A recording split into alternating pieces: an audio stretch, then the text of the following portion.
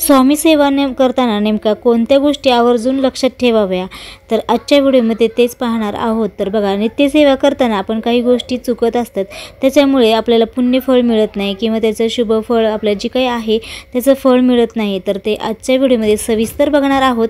तर video skip न करता पूर्ण बघा आणि व्हिडिओला नक्कीच लाईक मात्र करा, जेणेकरून जे काही स्वामी भक्त आहेत तर त्यांनी नक्कीच आवर्जून आपल्या कमेंटमध्ये श्री स्वामी समर्थ लिहायलाही विसरू नका।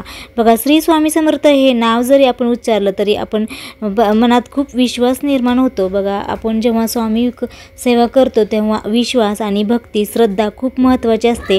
अशक्यही शक्य करतील स्वामी हे हजारो भाविकांची श्रद्धा आहे।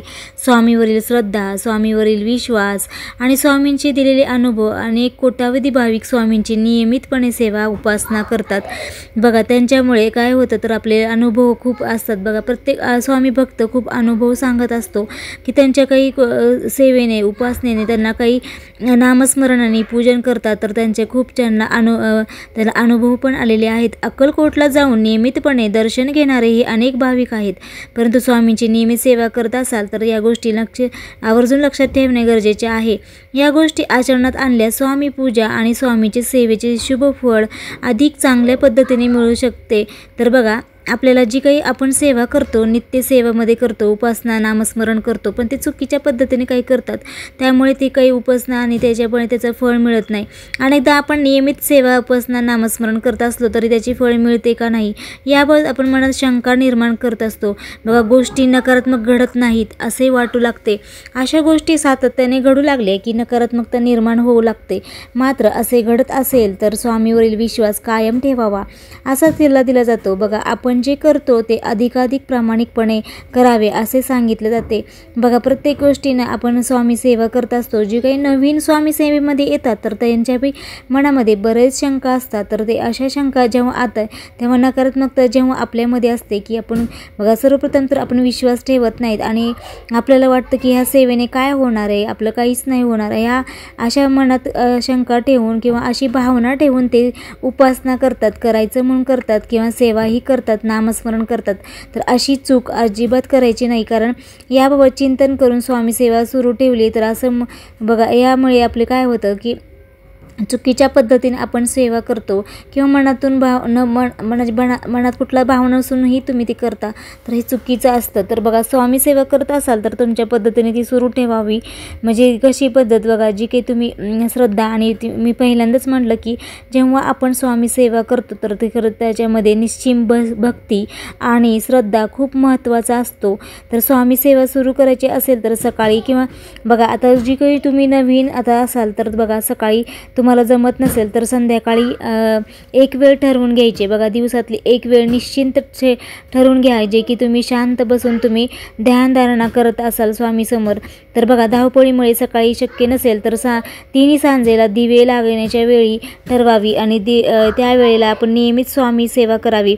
एकदा वेळेचा मनात संकल्प केला की काहीतरी झाले तरी वेळ चुकवू नका, त्यावेळेस स्वामी समर्थाची मूर्ती किंवा फोटो समोर ठेवा आणि देवासमोर दिवा लावावा, स्वामींना दिवा अर्पण करावा, त्यानंतर धूप अगरबत्ती दाखवावी, शक्य ते गोडाचे नैवेद्य दाखवून नैवेद्य म्हणून ठेवावे। अगदी दूध साखर जर ठेवलं तरी चालतं।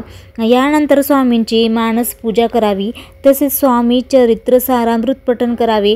हे जे 21 अध्याय दररोज 3-3 अध्याय पठण करावे। बघा, 3-3 अध्याय जरी पठण केलं तर 7 दिवसामध्ये एक पारायण पूर्ण होऊ शकतं।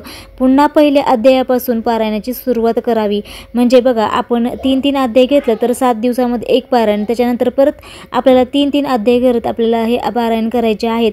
यानंतर स्वामी समर्थ महाराजांचा तारक मंत्र म्हणावा, किमान एक माळ तरी स्वामी समर्थाचा जप करावा, ते पण एकदम शांत मनभावे श्री स्वामी समर्थ, श्री स्वामी समर्थ असं शांत मन आपण एकाग्रतेने आणि शांतपणे म्हणायचं आहे मंत्र। एक माळ जरी केली तरी चालतं। तसंच तुम्हाला वेळ असेल तर 11 माळ करावी, एकापेक्षा अधिक माळ केल्यास तर अतिउत्तम आणि यथाशक्ती जप नामस्मरण करावे। शक्य तितक्या काळापर्यंत ही सेवा सुरू ठेवावी, जेवढी तुम्हाला शक्य होईल तेवढे दिवसाला सेवा करावी। अशक्यतो हे अखंडपणे करावी।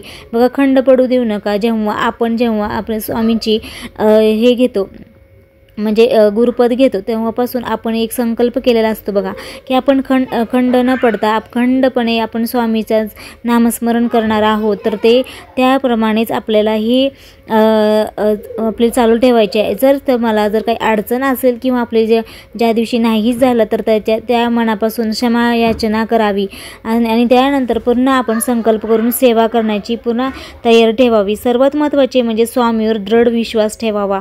सेवा हा करताना निशंक मनाने करावी.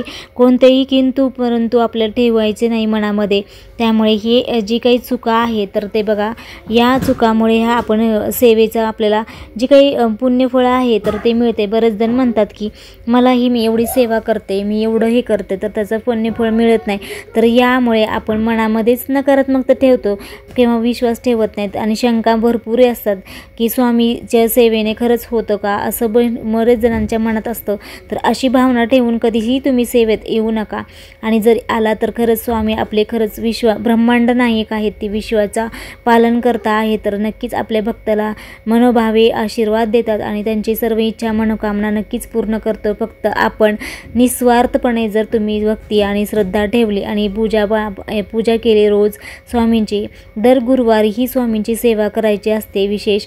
तर बघा, या सेवेने खरंच तुमचं खूप कल्याण होईल घरामध्ये आणि तुमचंही कल्याण होईल. तर अशा प्रकारे आपल्याला नियमितपणे आपण जर सेवा करत असाल तर या 3 गोष्टी नक्कीच लक्षात ठेवाव्या. या तर आजच्या व्हिडिओमध्ये हे सांगण्याचा प्रयत्न केला आहे.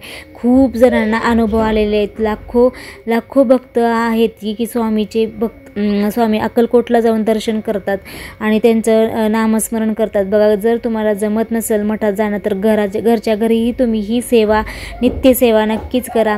तुमचं नक्कीच त्याचा तुम्हाला लाभ होईल. आणि बघा, नामस्मरणामध्ये खूप प्रभावी सेवा आहे. नामस्मरण जरी तुम्ही केलं तर त्याच्यामध्ये खूप शक्ती आहे. कारण बघा, करता करविता हे आपले स्वामी आहेत. त्याच्यामुळे आपली सेवा त्यांनीच घडवून येतात. आणि बघा, आपल्याला मनात जरी आलं ना सेवा करायची आहे तर ते पण खूप आपल्याला नशिबान समजावे आपलं स्वतःला. बघा, स्वामी सेवेमध्ये मी पहिले खूप व्हिडिओ बनवले आहेत, तर त्याही तुम्ही बघून घ्या. स्वामी नित्यसेवा, विशेष सेवा कशी करायची, गुरुवारचीच नित्यसेवा कशी करायची याबद्दलही सांगितलेलं आहे. तर आजच्या व्हिडिओमध्ये हे नियमित तुम्ही जर नित्यसेवा आणि स्वामी सेवा करत असाल तर या गोष्टी नक्की लक्षात ठेवाव्या. तर आजचा व्हिडिओ मी इथेच थांबवते. चॅनलला जर नवीन असाल तर नक्की चॅनलला लाईक करा, शेअर करा, सबस्क्राईब करा. अशा छानशा व्हिडिओमध्ये पुन्हा भेटूया. तोपर्यंत सगळ्यांना श्री स्वामी समर्थ. जय जय स्वामी समर्थ.